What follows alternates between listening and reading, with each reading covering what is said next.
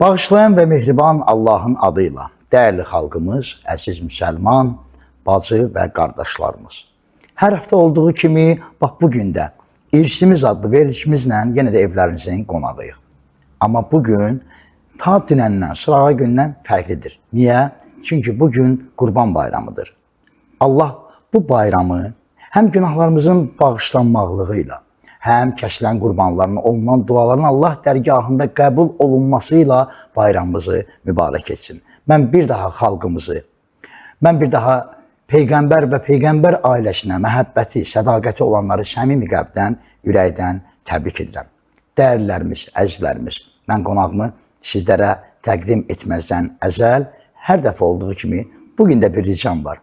İrs Media səhifəmizə abunə olmağı unutmayın. Bizə mənəvi dəstək olun ki, biz də bacardığımız qədər xidmətdə olaq. Beləliklə, bu bayram günündə studiyamızın çox dəyərli qonağı var. Mən istəyərdim əziz seyidimi, doğrudan da bu kəsə mənim böyük ehtiramım, böyük hörmətim, həm qardaşlığına, həm dostluğuna, həm yoldaşlığına, həm də ki, elminə böyük məhəbbətim var. Bu da bizim dəyərli seyidimiz, Hacı Seyyid Nemət qardaşımdır. Ağa, xoş gəlmişsiniz. Sağ olun, çox sağ olun, minnətdaram, təşəkkür edirəm. Bayramınız mübarək olsun. Sizlə baxan inşallah. Sizləri səmimi qəlbdən, ürəkdən təbrik edirik. Çox sağ olun, mən də sizə təbrik edirəm. Ağacan, təbii ki, bizə bu bayram gündə vaxt aydınlıq üçün sizə dərin təşəkkürümü bildirirəm. Sağ olun. Hacı, bax, qoy bu bayram gündə birinci sualım bu cür olsun ki, bax, bu bayram günündə qurban kəsilir. Bu qurban kəsilməyin mahiyyəti nədir? Bu arada danışaq inşallah ki. Ya Allah. Əuzu billah minəşşeytanirracim. Bismillahirrahmanirrahim. Elhamdülillah Rabbil alemin.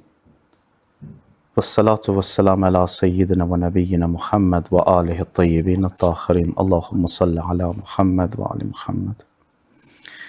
Suala cavab verməzdən öncə mən də öz növbəmdə bu dəyərli vaxtdan istifadə eləyib bütün dünya müsəlmanlarını, eyni zamanda dəyərli xalqımızı müqəddəs Qurban bayramı münasibətilə səmimi qəlbdən təbrik eləyirəm.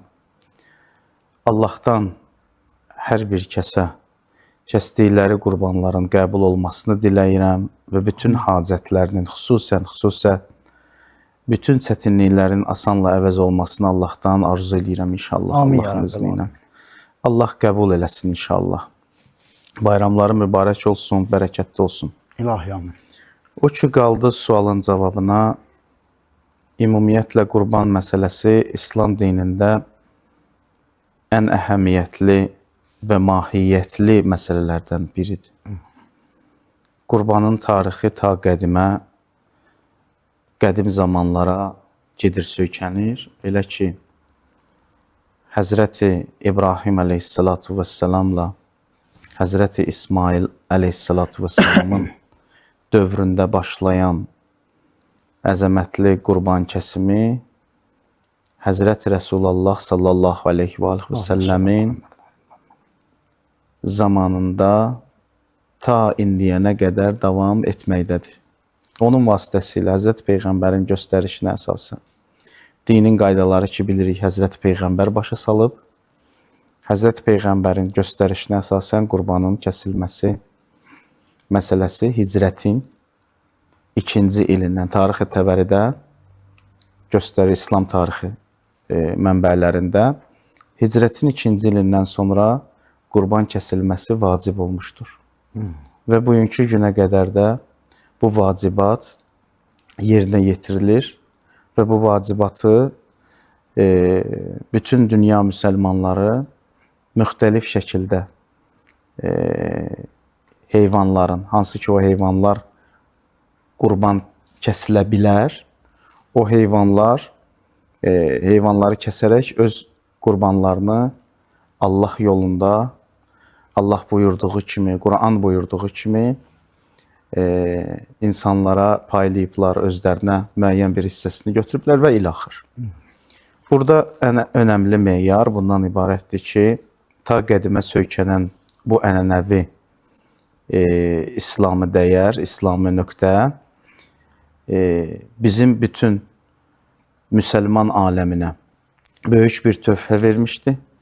Bu töhfə ondan ibarət idi ki, qurbanın vasitəsilə, qurban kəsimi vasitəsilə daha doğrusu insanlar saflığa, təmizliyə nail olmuşdular və öz nəfsi istəklərindən uzaqlaşmağı həmin qurbanın kəsilməyi ilə əldə eləmişdilər.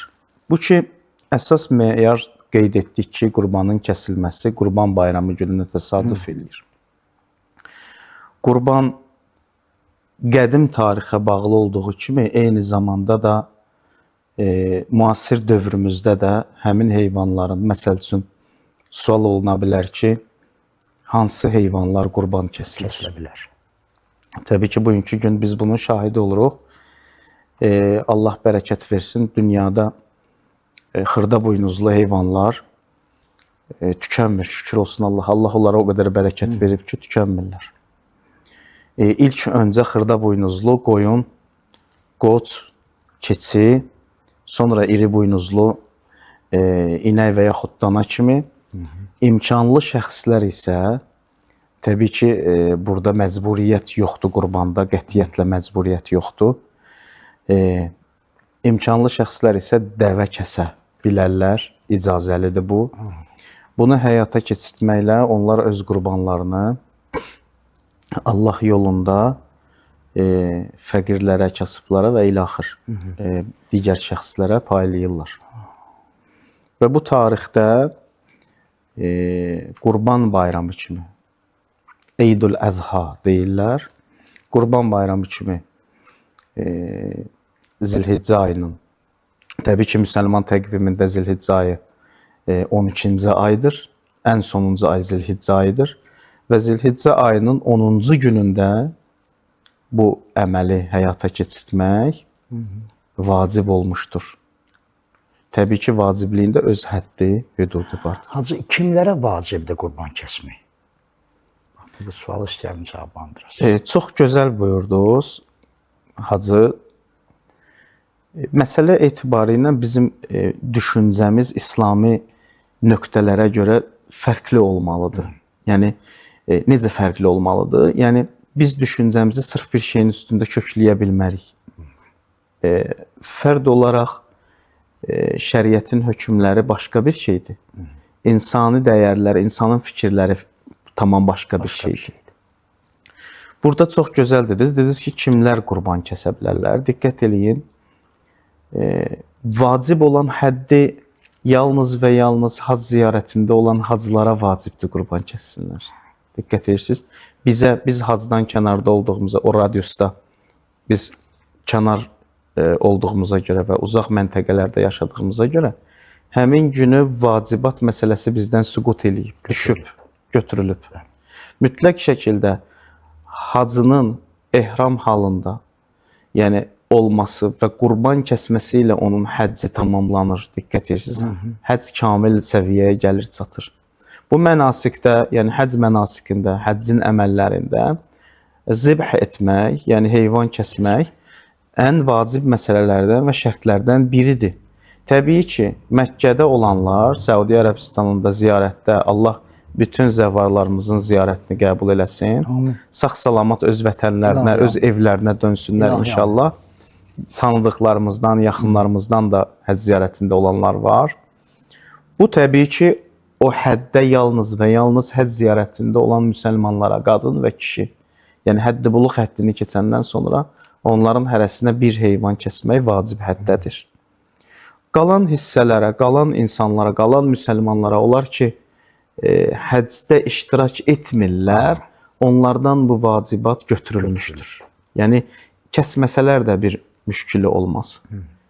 Yəni, bu işi icra etməsələr də müşkil olmaz. Yəni, onlar üçün vacib deyil artıq. Təbii ki. Yəni, Allah Təbarək və Teala Qur'an-ı Kərimdə də müəyyən surə və ayələrdə buna işarə eləyib. Məsələn, Kofsər surəsində 2-ci ayədə Allah Təbarək və Teala buyurur: Bismillahirrahmanirrahim. Fəsalli li rabbikə vənhər. Namaz qıl və qurban kəs mənası gəlmir. Nəhər etmək təbii ki, köksündən vurmaq mənasına dəlalət eləyir. Zibh sözü ərəb dilində kəsməyə dəlalət eləyir. Yəni, qurbanı kəsmək mənasına, başından kəsmək. Amma nəhr etmək, yəni köksündən vurmaq. Heyvanı köksündən. Yəni bu təbii ki, dəvəyə aid olan bir şeydir. Peyğəmbərin şənini uca etməkdən ötürü, daha mürtəfi, ali dərəcəyə qaldırmaqdan ötürü Həzrət Peyğəmbərdən dəvə kəsməsini, nəhr etməsini Allah Təbarək və Teala ayədə göstəriş verir. Nəhr etməklə dəvəni təbii ki, Allah burada işarə verir. Amma bir mənalı olaraq burada deyir ki, namaz qıl və qurban kəs. Deməli, biz görürük ki, Quran-ı Kərimdə bu ayələr, qurbana aid olan ayələr hamısı mövcuddur.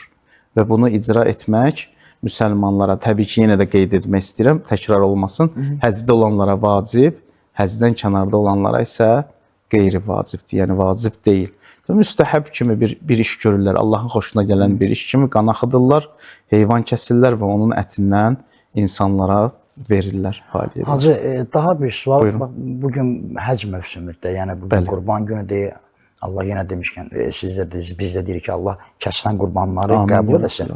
Və Məkkədə bu günlərdə bir neçə nəfərlər birləşib bu qurbanı kəsə bilərmi?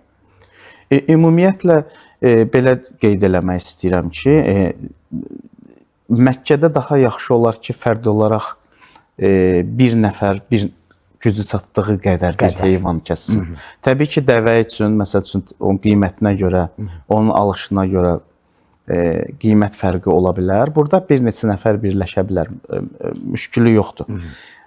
Olmasa daha yaxşı olar, xırda buynuzlu heyvanın kəsilməsi daha yaxşıdır. Yəni, gücü çatdığı qədər. Bəli.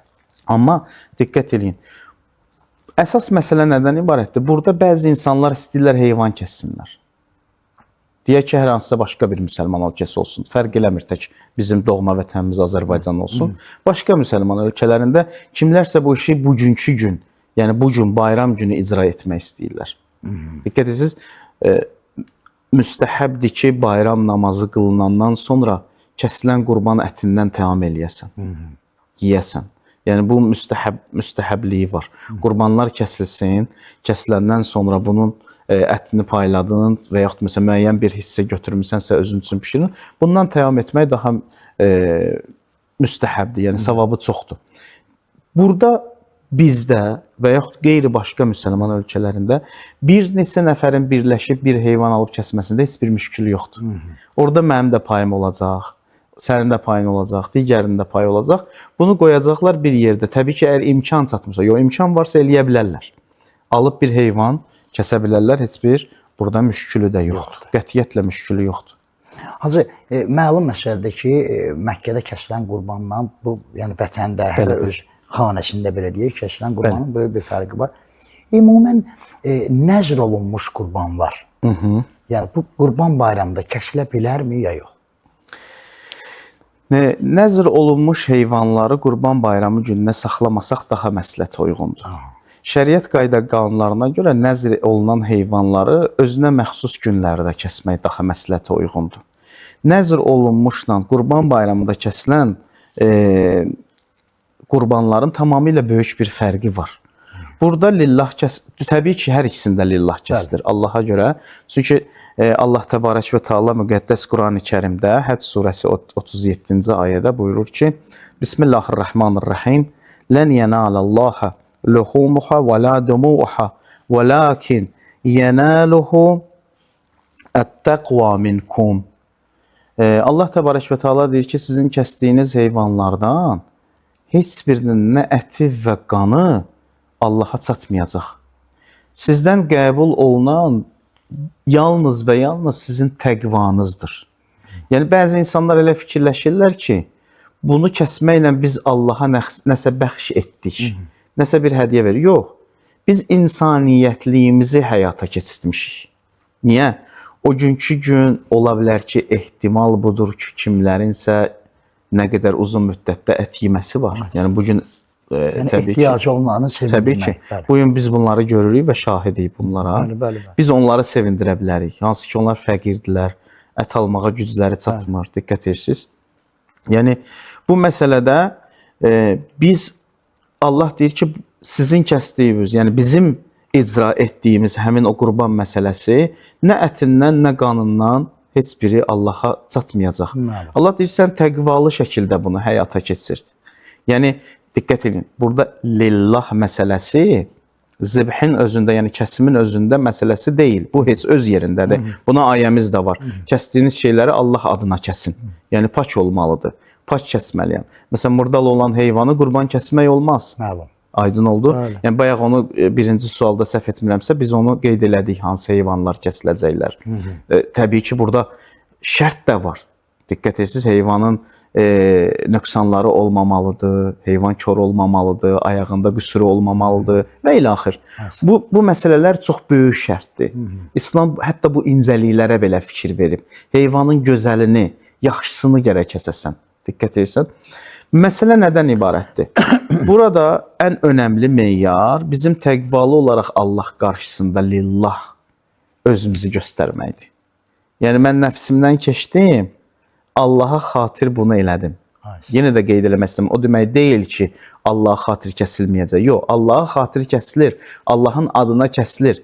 Amma Allah Quran-ı Kərimdə həmin yuxarıda qeyd etdiyim Həcc surəsinin 37-ci ayəsində açıq-aşkar dəlillə bizə deyir. Bizə deyir ki, burada sizin kəsdiyiniz heyvanların heç birinin əti nə balaca, nə böyük, nə çəkisinə görə, nə şəklinə görə mənə gəlib çatmır, nə də onun qanı gəlib mənə çatmayacaq. Mən sizdən yalnız təqvanı, bu kəsimdə təqvanı qəbul edirəm. Sizin təqvanızı mən qəbul edirəm. Yəni, ölçü meyarı Allahda təqvadır. Allahın ölçü meyarı təqvadır. Təqvalı şəkildə mən bunu necə icra eləyəcəm və bunun kəsimindən sonra necə bu həyata keçiriləcək? Şərt o deyil ki, kəsiləndən sonra soyuducuya yığılsın və il boyu mən bunu yiyeyim. Diqqət edirsiniz? Hacı, mən çox üzr istəyirəm. Buyurun. Bu məlum məsələ ki, qurban Allaha xatirdir və bunun bölgüsü də ədalətlə olmalıdır. Təbii qurban kəsilirsə. Mən istərdim bu barədə bir neçə kəlmə. Bax, bu kəsilən qurbandan hansı hissəsi kimlərə və ya o qurbanı kəsənin özünə nə qədər qalır? Bu barədə danışaq. Bugün ən önəmli və qlobal məsələlərdən biri budur ki, bəzən insanlar soruşurlar. Hətta məsələn, məscidə gələrək müraciət edirlər ki, kəsilən heyvandan nə qədər özümə saxlaya bilərəm və yaxud nə qədərini isə paylaya bilərəm. Diqqət eləyin, burada ən önəmli, həmin təqva məsələsinə toxunuruq burada, diqqət eləyin. Sual çox gözəl sualdır, mən təşəkkür edirəm sizə bu suala görə. Məsələ budur ki, əgər biz Həzrət Rəsulullah sallallahu aleyhi və səlləmin yaşadığı zaman və dövrə qayıtsaq, Peyğəmbərin çox gözəl bir örnəyi var bu barədə. Çox gözəl bir örnək verib. Hətta Əhl-Beyt imamlarından da, İmam Sadiq əleyhissalatu vəssalamdan da bu rəvayət olunur. Eyni ilə Peyğəmbərin buyurduğu kimi. Qurban məsələsində Həzrət sallallahu aleyhi və səlləmin, Peyğəmbərimizin zövcələrindən olan Ayşə xanım bir dəfə deyir ki, Həzrət Peyğəmbər qurban kəsmişdi. Qurban kəsmişdi. Bunun ətini bütün qonşulara payladı. Əti bütün qonşulara, yaxınlara payladı. Mən getdim Həzrət Peyğəmbərin yanına və ona bu cür dedim. Dedim ki, ya Rəsulullah, bəs bizə axı bir şey qalmadı. Həzrət Peyğəmbərin gözəl cavabına baxın, görün nə qədər insanı düşündürməyə vadar edir. Nə qədər insana mənəviyyat dolu bir irs qoyur, onun təsirlər qoyur, onun fizioloji olaraq həm bədənində, həm ruhunda. Həzrət Peyğəmbərin cavabında Ayşə xanıma deyir ki, ey Ayşə, payladığımız bizə qalacaq, nəinki kəsdiyimiz. O verdiklərimiz bizə qalacaq, bizim üçün yazılacaq. Bax, təqva budur. Yəni, məsələ bundan ibarətdir ki, fiqh kitablarında qurban kəsilən vaxtı və yaxud nəzr olunan vaxtı kəsilən heyvanların paylanma miqdarı bu cürünə göstərilmişdir. 1/3 hissəsini özünüzə saxlasaz daha yaxşıdır. 1/3 hissəsi. Bəli, heyvanın 1/3 hissəsini özünüzə saxlasaz daha yaxşı olur. Adam var, Qurban bayramı günü həcdə deyil. Məsəl üçün, bizim öz doğma vətənimizdə yaşayır. Qurbanlar kəsib, amma ətindən 1 kilo belə olsun, belə öz için götürmür. Fəqirlərə paylayıblar, ehtiyacı olan insanlara paylayıblar. Yetimlərə yedizdiriblər həmin kəsilən qurbanları.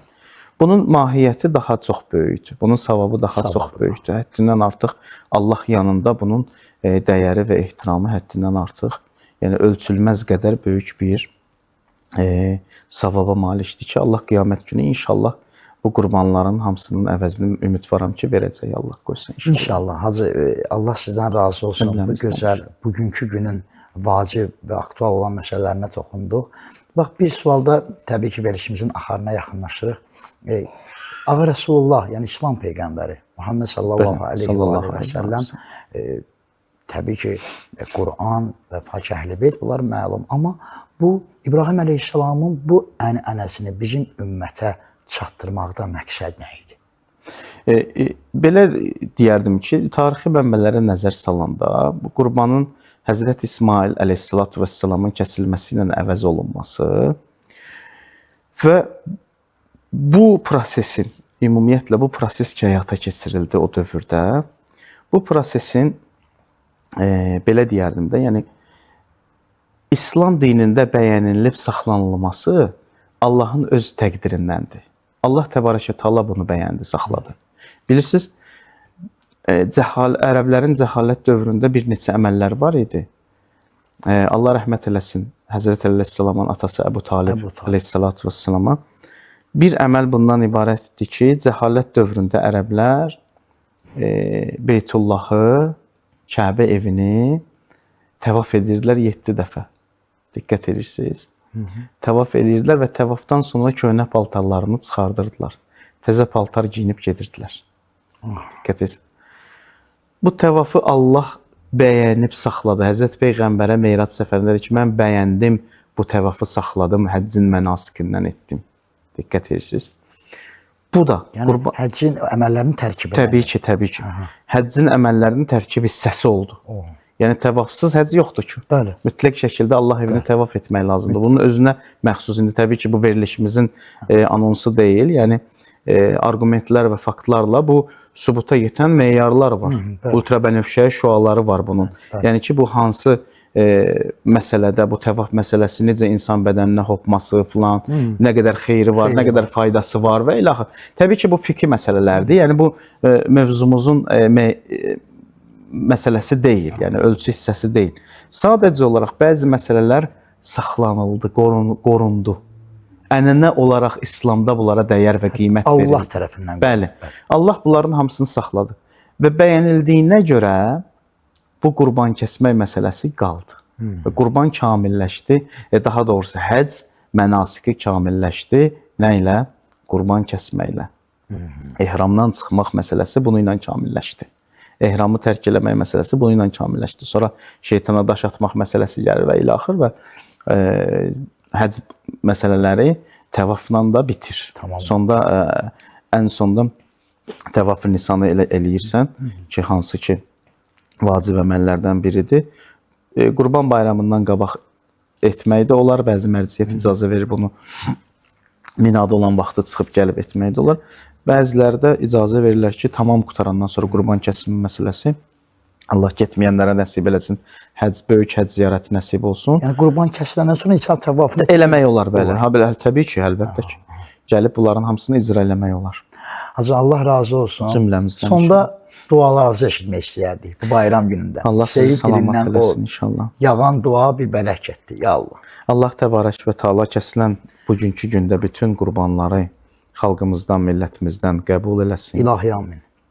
Qara buludları ölkəmizin üstündən aparsın, bir daha gəlməsin inşallah. İlahi amin. Allah bu xalqa, bu millətə müharibə göstərməsin. İlahi amin.